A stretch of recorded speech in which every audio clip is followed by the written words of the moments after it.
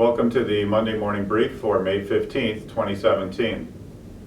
The inverted Jenny is one of the most recognizable United States stamp errors, and one of these rare stamps was just auctioned last Thursday on May 11. The inverted Jenny started out as the very first airmail stamp issued by the United States Post Office Department in 1918. The design of the 24-cent stamp shows a Curtiss Jenny mail plane, so that's why the stamp is called a Jenny.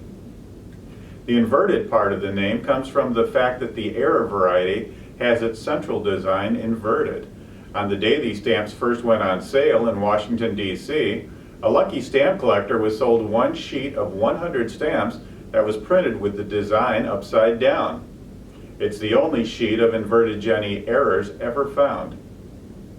The collector, William T. Roby, quickly sold his stamp sheet for a nice little profit.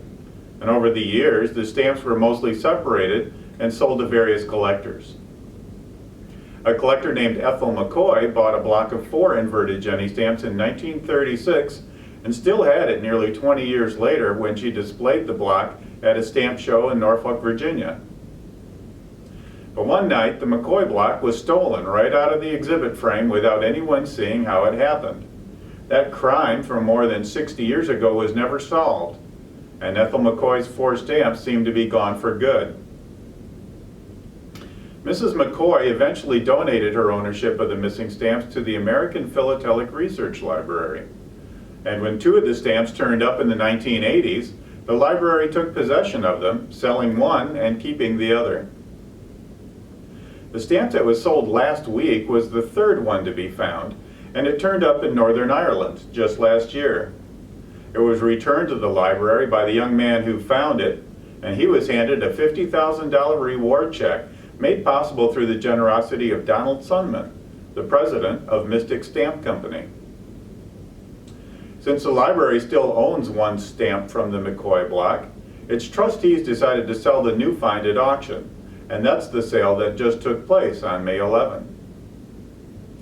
Robert A. Siegel Auction Galleries handled this sale, and after the bidding opened at $120,000, bids came in from all over the place to drive up the value to a final bid of $250,000.